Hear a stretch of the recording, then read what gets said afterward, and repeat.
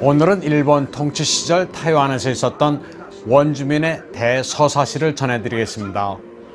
지금 보시는 화면은 사이더커 빨라이란 타이완 영화입니다. 사이더커는 타이완 원주민 부족 이름이고요. 빨라이는 진정한 인간이란 뜻입니다. 영어명으로는 Warriors of the Rainbow, 즉 무지개의 전사입니다. 2011년 개봉된 대작입니다. 타이완 웨이더성 감독이 메가폰을 잡았고 부감독으로 여러분도 잘 아시는 오삼이 참여했습니다. 12년의 준비 과정을 거쳤고 2만 명의 엑스트라가 동원됐습니다. 일본어와 타이완의 민남어 방언과 사이커도족 원주민 언어를 영화에서 들을 수 있습니다. 아바타를 연상시키는 타이완의 산과 계곡 풍경도 아주 기가 막힙니다.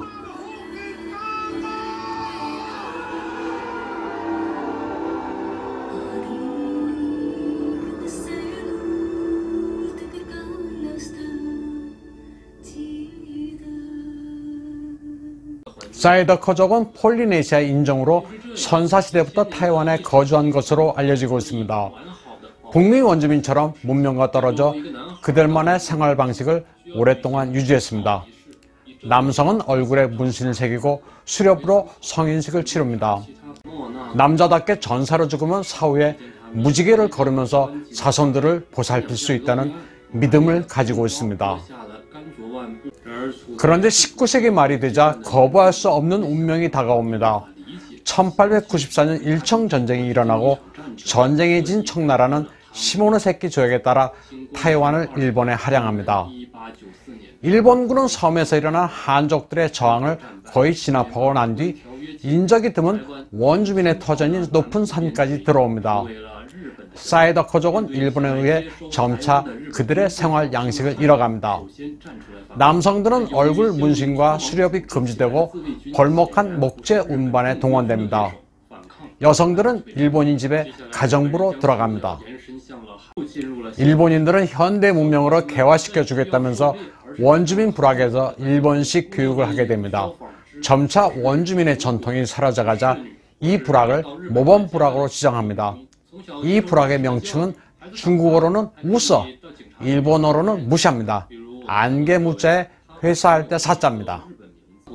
어느 날 사이더커족의 혼례가 치러지고 원주민들이 일본 경찰에게 술잔을 건네는 과정에서 시비가 벌어집니다.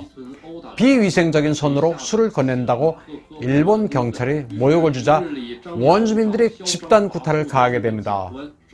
일본 경찰이 보복하겠다고 협박하자 원주민은 밤중에 그를 찾아가 습격해 살해합니다. 얼마 후 1930년 10월 모범 부락인 무샤에서는 원주민과 일본인의 연합운동회가 열립니다.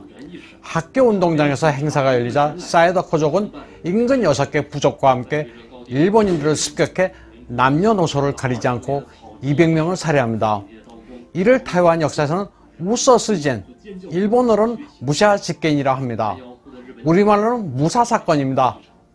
장소는 현재 타이완의 난토현입니다. 일본인 군수와 경찰이 집결한 이 행사에서 133명의 일본인이 살해당합니다. 한편으로는 경찰 주재소도 습격해 무기와 탄약도 빼앗습니다. 통치 최대 위기에 봉착한 일본 총독부는 경악했습니다. 타이종과 화롄의 육군과 경찰을 소집해 산악으로 포위에 들어갑니다. 대포와 기관총으로 무장한 3,000명의 병력을 동원했고 비행기까지 동원해 산에 독가스 폭탄을 투하했습니다.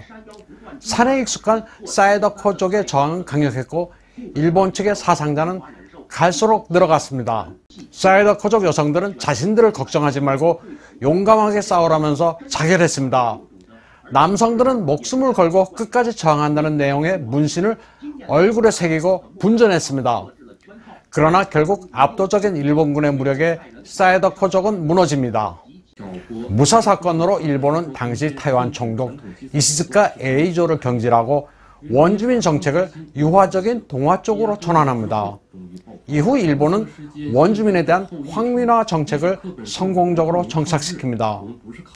국가라는 것을 처음으로 인식한 원주민들은 일본인들보다도 더 일본에 충성심을 가지게 됩니다.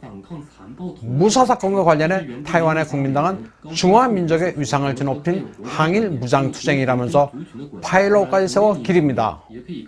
하지만 사이다코족은 항일과는 관계가 없다는 입장입니다. 국가라는 개념이 아예 없었고 적군주의, 그러니까 종족주의만을 가지고 있었던 원주민들은 일본이란 국가에 대해 저항한 것이 아닙니다. 원주민들은 전통 문화를 파괴하려는 일본군의 문명폭력에 맞섰다는 겁니다. 저항 대상이 일본의 통치체제가 아니라는 겁니다. 사이다코족 출신으로 입법위원을 지낸 까오진수 메이도 국민당이 역사를 왜곡하고 있다고 밝힌 바 있습니다. 사이다코족이라고 특정할 수는 없지만 대체로 고산지대에 사는 타이완의 여러 갈래 원주민들은 태평양 전쟁이 일어나자 남양 전선의 뉴기니 등의 일본군 특별부대로 파견됐습니다.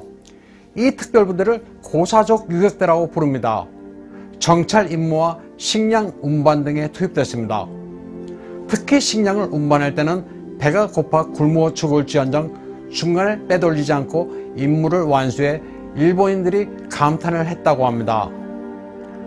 원주민 칼을 차고 연합군과 싸웠으며 군화보다 맨발일 때 산을 오르는 능력이 대단했습니다. 근대사를 관통한 타이완 원주민의 사연은 그야말로 한편의 대서사시입니다. 라스트 모히칸이 구르카 용병으로 변했다고 하면 비유가 맞는지 모르겠습니다. 오늘 방송은 여기까지 하겠습니다.